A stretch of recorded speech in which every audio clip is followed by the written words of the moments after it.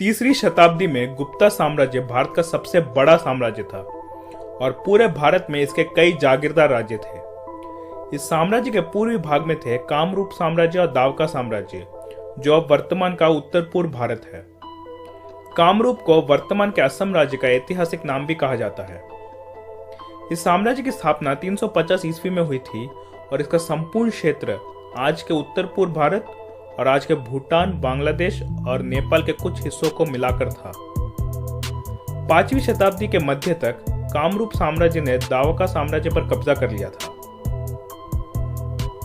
550 ईस्वी में गुप्ता साम्राज्य कमजोर हो रहा था और कामरूप एक स्वतंत्र राज्य बना। कामरूप साम्राज्य का गौड़ा साम्राज्य के साथ लगातार लड़ाइयां होती रहती थी, लेकिन जल्द ही गुप्ता साम्राज्य के साथ मिलकर कामरूप साम्राज्य ने 625 ईस्वी में गौड़ साम्राज्य को हरा दिया और गौड़ साम्राज्य का अंत हो गया। गौड़ साम्राज्य के स्थान पर आया पाल साम्राज्य और यह पाल साम्राज्य तेजी से शक्ति और क्षेत्र में विकसित हो रहा था।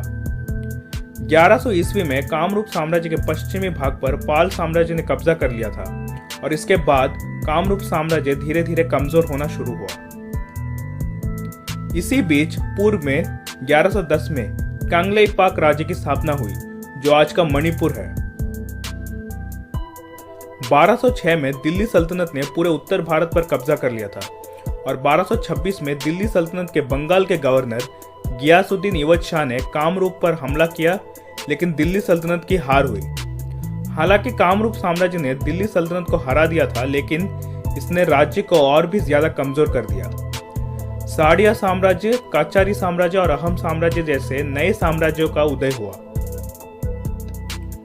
1257 में दिल्ली सल्तनत के बंगाल के गवर्नर मलिक इख्तियारुद्दीन लुजबक ने कामरूप साम्राज्य पर हमला किया, लेकिन इस बार भी दिल्ली सल्तनत की हार हुई। कामरूप साम्राज्य के नए राजा संध्या ने कामता साम्राज्य नामक एक नए राज्य को स्थापित किया, लेकिन 1498 में बंगाल सल्तनत के आक्रमण में कामता साम्राज्य हार गया और इस प्रकार इसका अंत हो गया। लेकिन बाद में बारो भुयान नामक सैनिक जमींदारों के एक संघ ने बंगाल सल्तनत को हरा दिया। कोच राजवंश ने 1515 में राज्य पर शासन शुरू किया, लेकिन 1580 के दशक में कोच साम्राज्य कोच बिहार और कोच हाजों में विभाजित हो गया और कोच बिहार और कोच हाजों के बीच जो सीमा बनी वो आज के असम और पश्चिम बंगाल की सीमा भी बनती है। 1400 में बंगाल सल्तनत के पूर्वी भाग में एक छोटे से राज्य का गठन किया गया, जिसे त्रिपुरा साम्राज्य कहा जाता है।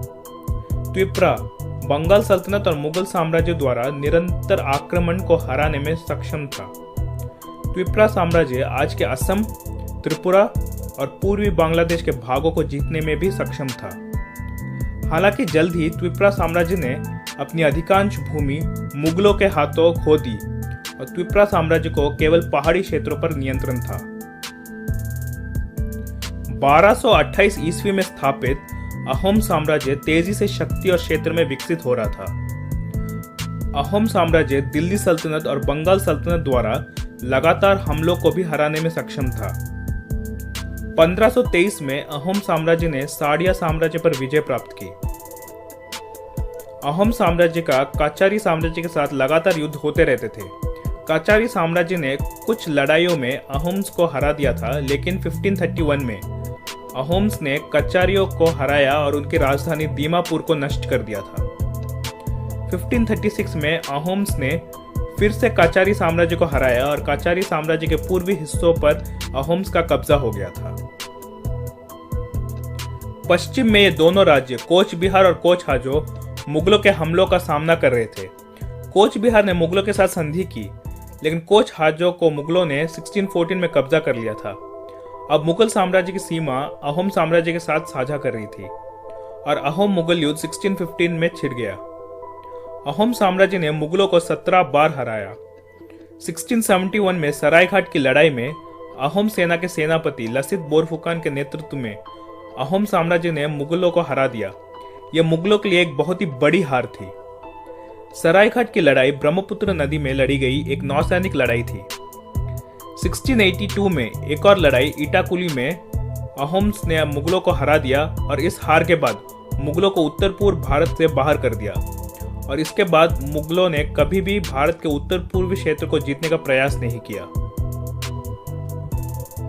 1764 में बक्सर की लड़ाई जीतने के बाद पूरे बंगाल में अंग्रेजों का नियंत्रण हो गया और त्रिपुरा साम्राज्य को 1809 में अंग्रेजों के अधीन एक रियासत के रूप में बनाया गया।